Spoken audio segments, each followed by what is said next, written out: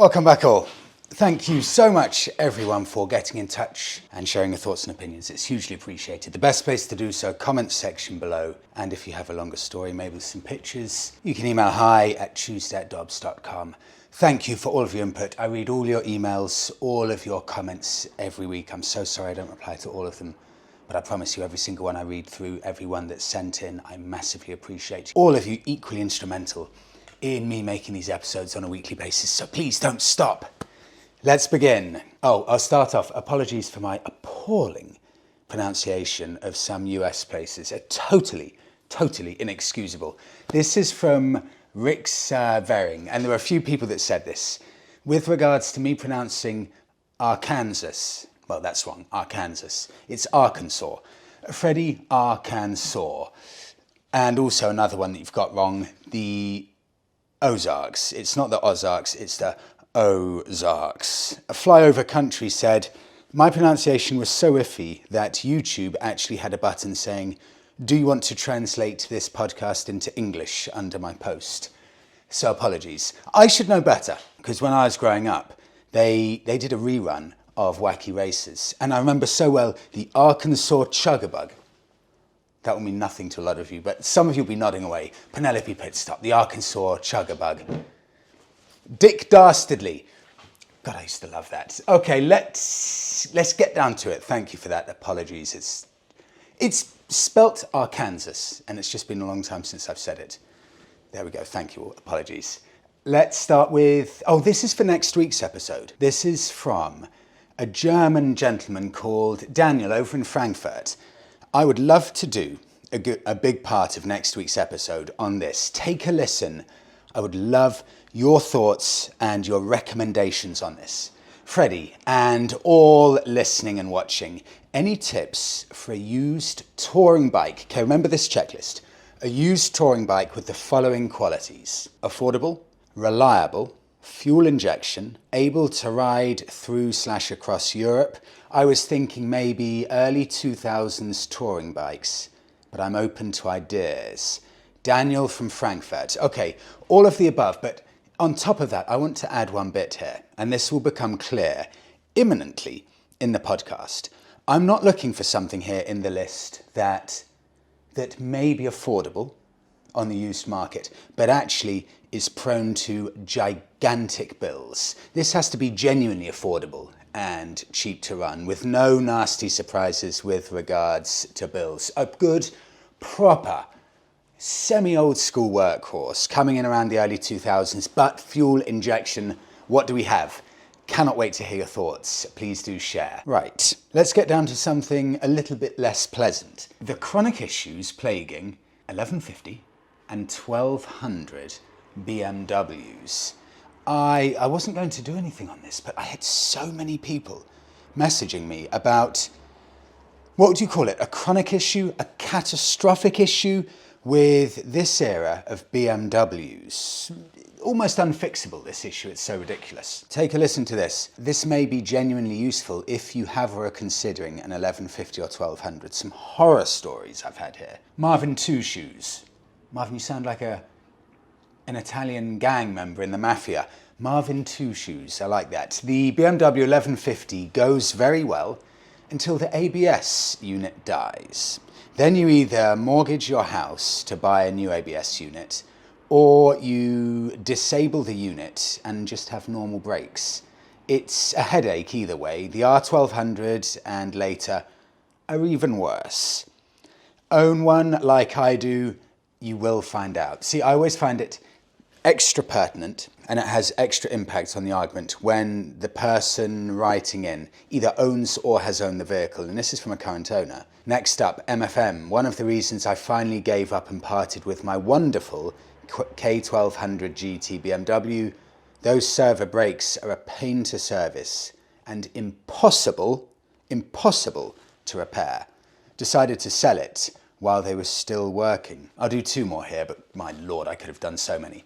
From Jeff, I've had my 2003 R1200 CL just over a year when I had it serviced at a local BMW garage. The brakes had worked fine until then, but a week after the service, the brake warning light came on. So I took it to the garage and they confirmed the servo had failed and there was nothing they could do.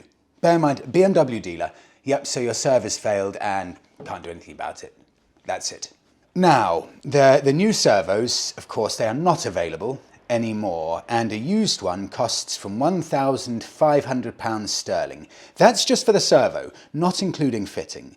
BMW garages are not allowed to bypass the server, but the technician told me quietly to try independent garages. I then found Graham's of Bradford. The first thing he said to me is, have you just had all of the brake fluid changed? I had, as part of the 12,000 mile service.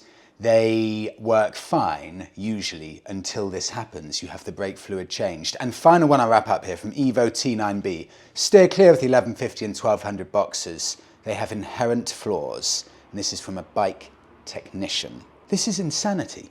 I did some research on this. Let's say you're looking, you've got your BMW, you've got your ABS server issue, which it looks like eventually almost all of them have this issue. So you go onto eBay. You can't buy them new. Go onto eBay and you look for one, well here's one, from an 1150, second hand, from a 2003 motorbike, £1,098. That's for an 1150.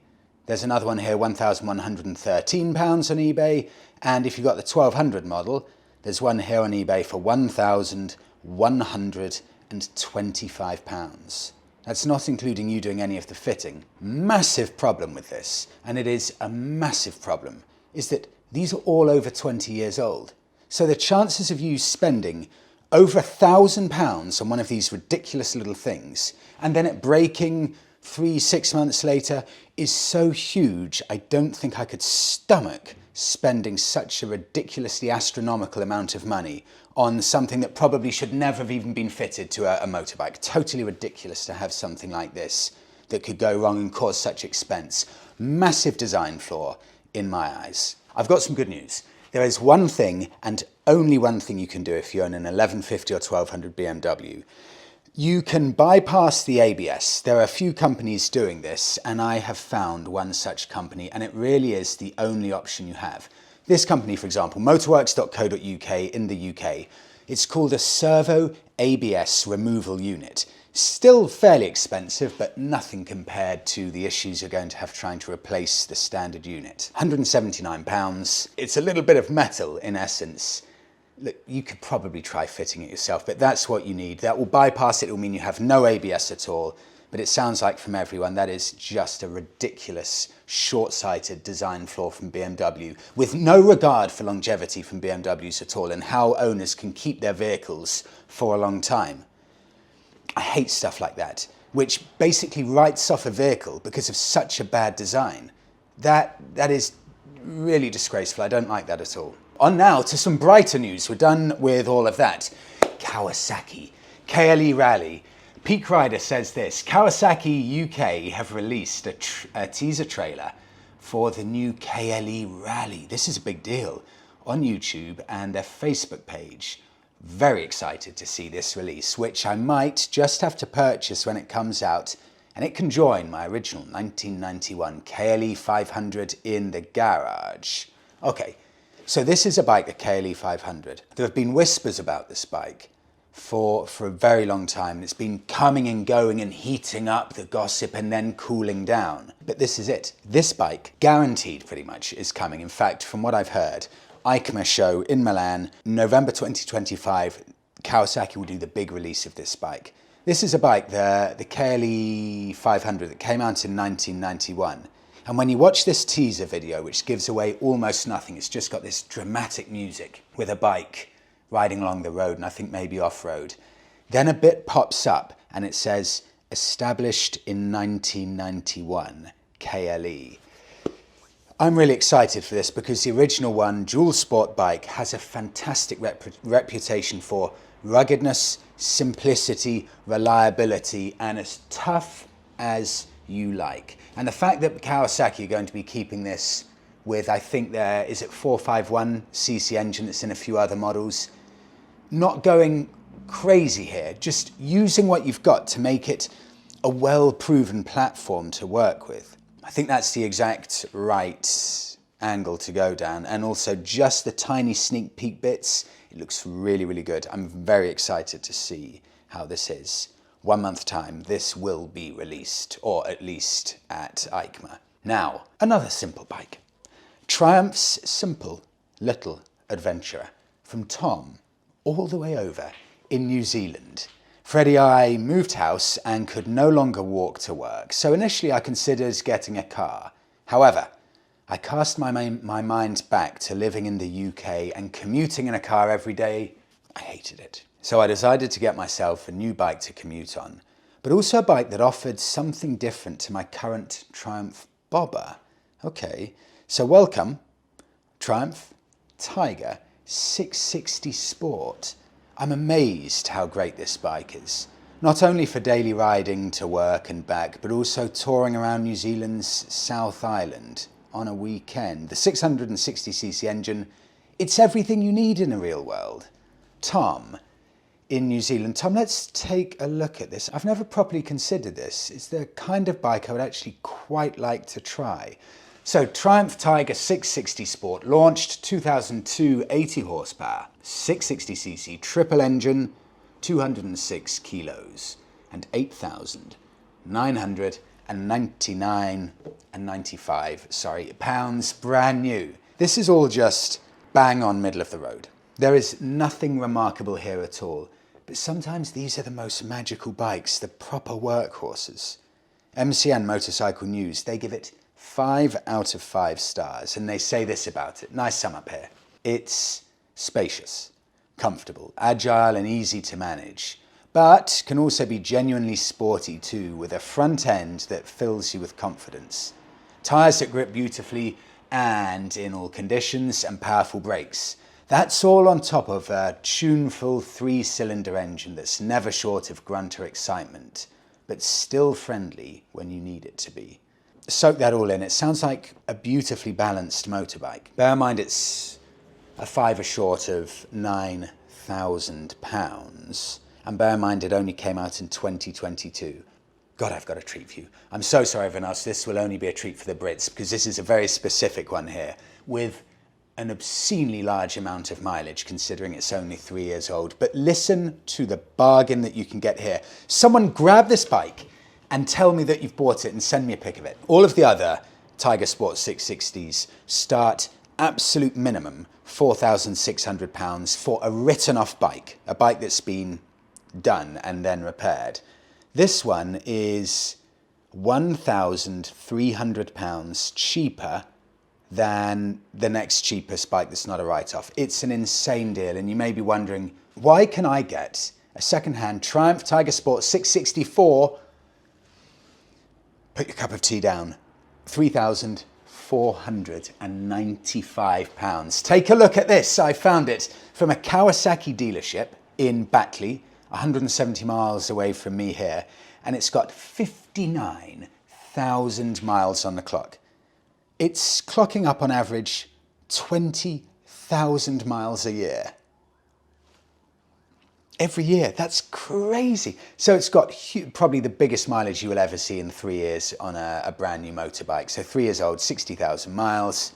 I like the way the dealership Kawasaki say, for sale we present a 2022 Triumph Tiger 660 Sport in grey.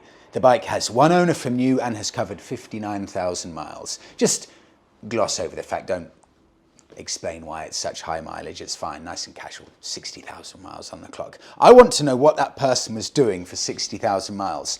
I also think that's a massive testament to the bike, the fact that someone's trusted it for 60,000 miles in 3 years and used it. It's clearly reliable, it's clearly comfortable, it's clearly a workhorse. I'm going to say it's got to be worth a punt at 3.5k. I don't even think it's worth a punt. These are going to be such excellent, excellent built bikes. It's still not really a risk, surely. 3.5k. Moving on. A 2,700 mile road trip from Bristol to Faro, Portugal. Faro. Sorry if I pronounced that wrong. I'm going to say Faro, Portugal. Freddie, this is from Sundar in England. I prove people wrong who spoke about sub £2,000 motorbikes being money pits and unreliable. And I took two motorcycles, a 2006 BMW, but not the 1150, F800S with 50,000 miles on the clock, and a 2001 Triumph Sprint ST, very nice, with 40,000 miles on the clock, from Bristol in England all the way over to Spain and then back again.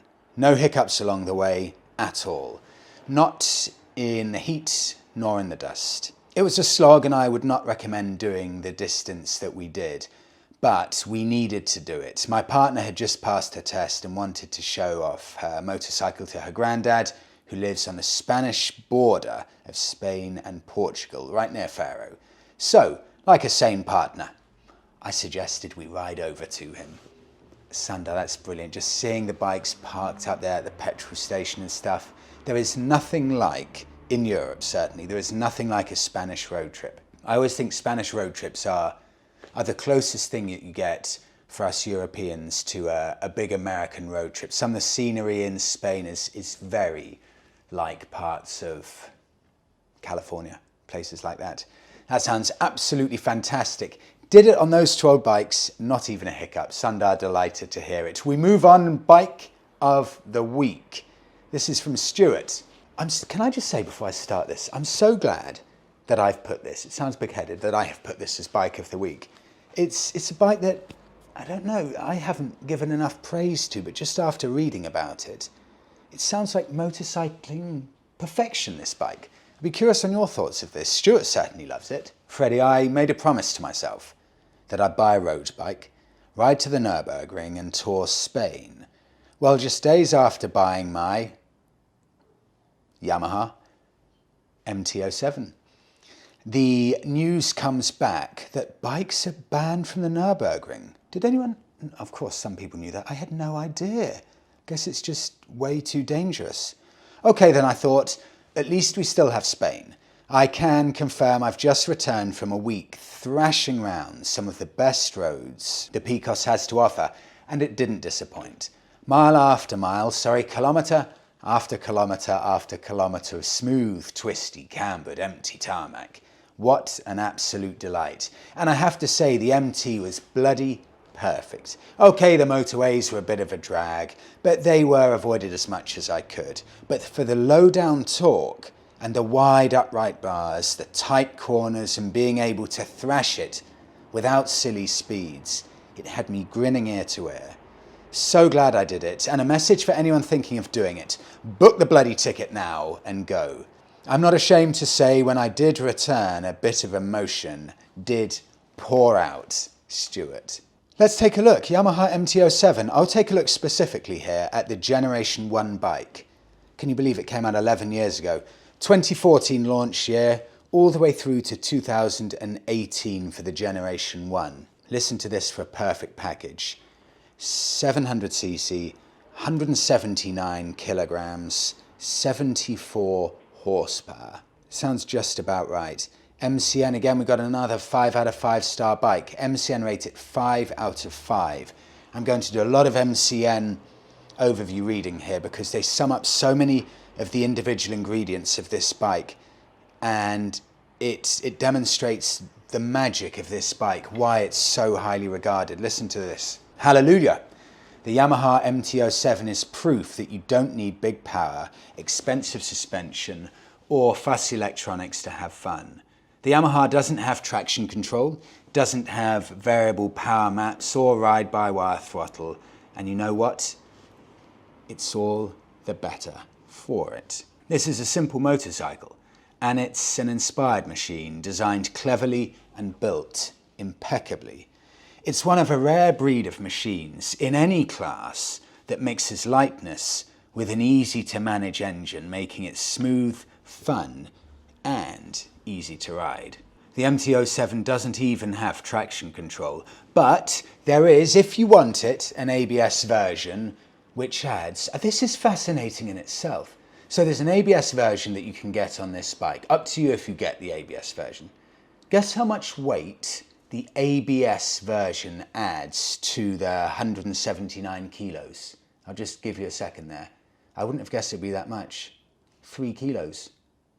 That's quite significant. You know, we often say, why are newer bikes heavier than older bikes? If just the ABS unit is 3 kilos, imagine all of the other safety stuff that you have to add on to it. So there you go. You can even get a version without ABS, and that would be one of the last ever models of bike to come without ABS as an option, I'm sure.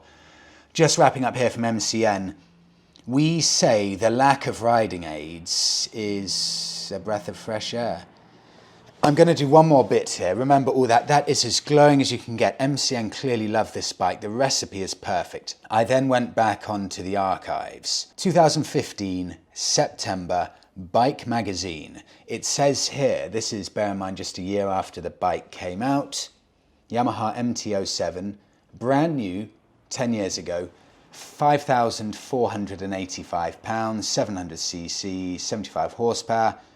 Resets our understanding of value. Fit, ability, classy, efficient, fun. Do you need more?